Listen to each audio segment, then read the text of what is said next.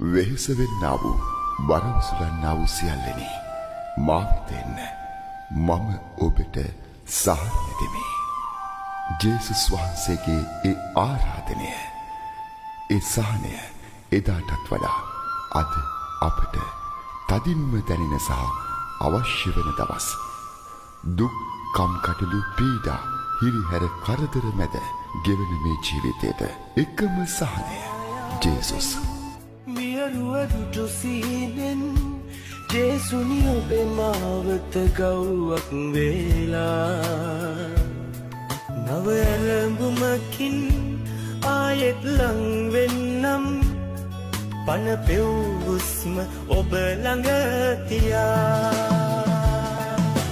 සාදුනගා තුති ගී ගයලා ප්‍රීති හරින් ඔබේ ගුණ වයලා පාද සිපා කළ පව් කියලා ජේසුනි මං ආයෙත් එනවා.